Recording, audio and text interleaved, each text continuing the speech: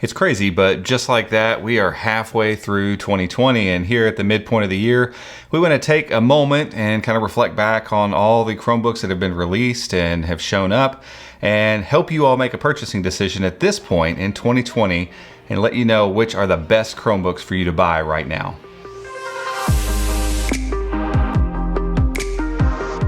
Today's video is brought to you by NordVPN, and they're the VPN of choice for millions of users of Chromebooks too, because they're awesome at what they do, and that's keeping your browsing safe and secure when you're at home or out and about on the go. If you'd like to learn more about them and their services, head over to chromeunbox.com/NordVPN, and you can learn more and get started today.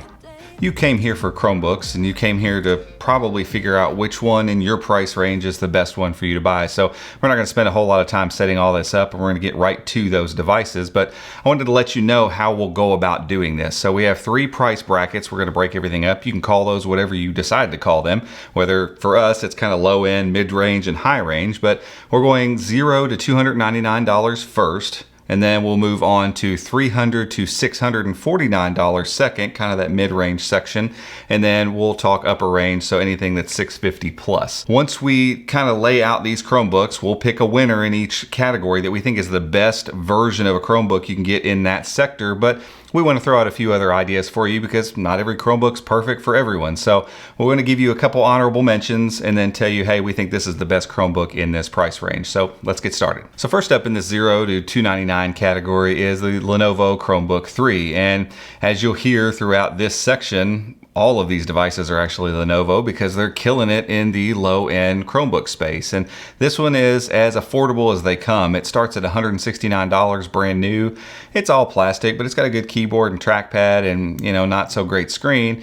It's powered by a Gemini Lake processor, and you're getting kind of the minimal internals here at 4 gigs of RAM and 32 gigs of storage, but it's a decent device, and at a price like that, you don't really expect to get very much, and it's a great Chromebook for that price point. The next one we're going to talk about is the Lenovo S340. So this is the follow-up to the S330 that was out last year, and same kind of idea here. It's a 14-inch device. It comes in a standard HD and a full HD version. The full HD screen's a little nicer, but same idea here. All plastic build, decent keyboard, decent trackpad.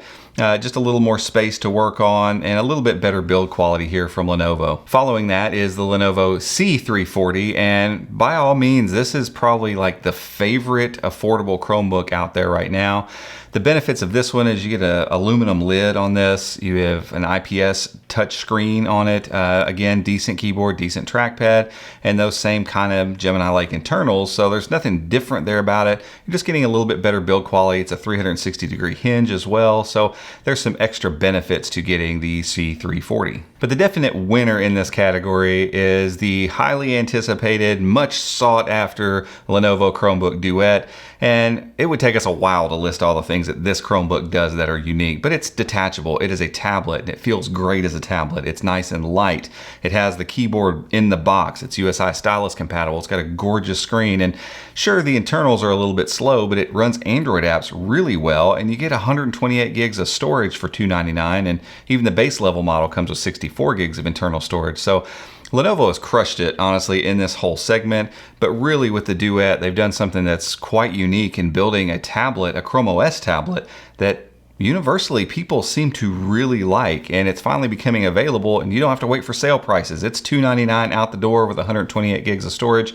It is easily the winner in this category. If you're looking for a cheaper device, a cheaper Chromebook, and don't mind a little bit smaller of a screen, it's definitely our favorite sub $300 Chromebook. Next up is what we feel like is kind of the sweet spot of Chromebooks still, and we did a video like this a year ago, and I said that. I still feel that that is the case. So anywhere between $300 and $649, I think you can find pretty much any Chromebook you want if you're willing to spend a little bit more money. Because when we're going to talk about those upper level ones here in a little bit, there's a lot of people that don't want to spend that much money on a Chromebook, but this is kind of that sweet spot where people really like to find great features, great build quality, and really good bang for your buck. So the first one in this category is a device that wasn't MSRP'd into this category originally, but it's been marked down. It's not really on sale anymore. It is just marked down permanently into this price range, and that is the Pixel Slate. And they'll have been a little bit hard on the Slate over the course of the time it's been available.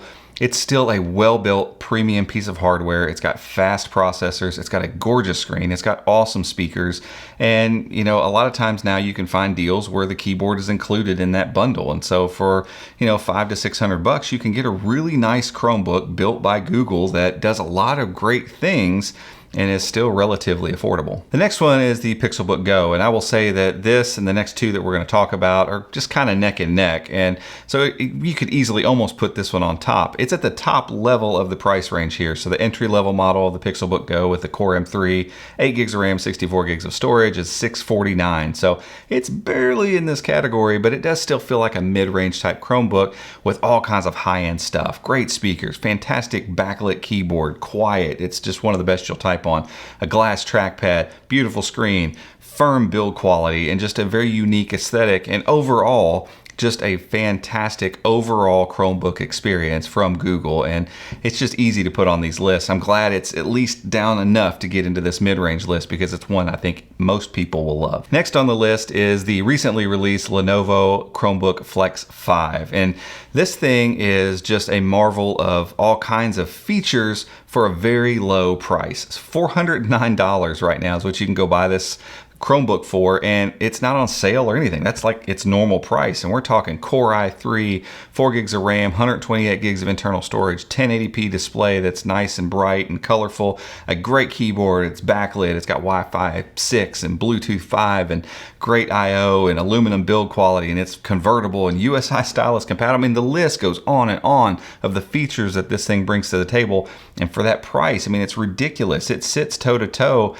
with the Pixelbook Go that we just mentioned, and it's almost, you know, $240 cheaper. It's crazy what Lenovo's done at this price point, and so it has to go on the list. And if it weren't for the other Chromebook that we're going to mention here, it would easily be the winner in this category. Finally, the winner in the mid-range $300 to $650 category is the Acer Chromebook Spin 713, and there's a reason for that. I mean, this one is, again, it's in the upper part of that category because it's $629 for this model that we have right here. But listen to the specs. Core i5, 8 gigs of RAM, 128 gig NVMe SSD, a Quad HD 3x2 super bright and colorful IPS touchscreen, backlit keys, Gorilla Glass trackpad, convertible form factor, USI stylus input, Wi-Fi 6, Bluetooth 5, all of it. I mean, this thing absolutely knocks it out of the park for $629. This is an easy recommend in this price category. Right now, it is by far my favorite Chromebook experience you can get. Finally, we move on to the $650 plus category. And honestly, these devices are becoming a bit scarce because great devices like the Flex 5 and the Spin 713 exist. And they exist in that $400 to $650 price category, and that makes it difficult to make and sell devices that are $1,000, but they do exist and they do have some perks, so let's go through them. So first up in this category, I want to mention the upper configurations of the device that won the category before, and the reason I put it at the bottom of this is not because they're not going to be good, they're going to be great, but I only think that you need to pay upper dollars for more specs if you absolutely need it for something specific. So if you're doing Android development or you're doing a bunch of Linux stuff on these things, then sure, maybe you need 16 gigs of RAM or 256 gigs of NVMe storage. Most people though, and I'm talking like 98, 99% of people that are looking at this device should go with the $629 config. It is more Chromebook than most people are going to need, but do know that there are higher configurations that are going to be available, that are already available of this device.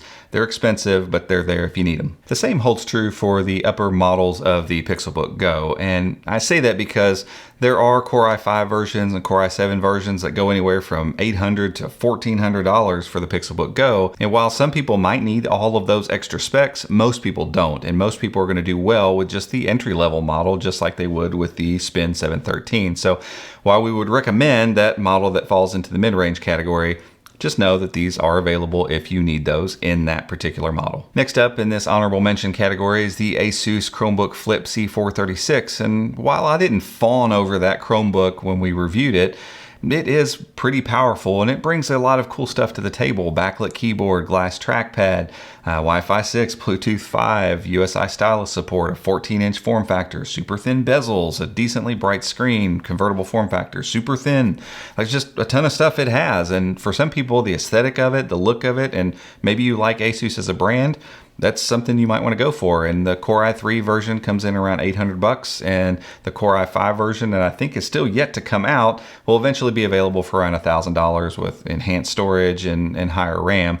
And while it's not the device that we would recommend you go get in this price bracket, there are a lot of people that do like it and do like the look of it. So it's there if you need it. Finally, the winner in this category easily goes to the Samsung Galaxy Chromebook. And if we put the battery life thing aside, Samsung is saying they're working and trying to figure out a fix to extend that battery life. It only gets like 4 to 5 hours. You put that aside, it literally is superlative in every other facet. Whether you talk about screen, or you talk about trackpad, or keyboard, or performance, anything. It's probably the best or near the top of the best at all of those things. And it's super thin, it's super light, and ultimately just exudes a level of quality and build and fit and finish that we just don't see on many Chromebooks. And so if you're just after that thing that just looks amazing, especially the red one, and you want that just high-end build quality and that 4K AMOLED gorgeous display, and you just are after the best of the best in the Chromebook world, it's pretty easy to see right now Samsung holds that title. So there you have it, our favorite Chromebooks right now as of this point in 2020.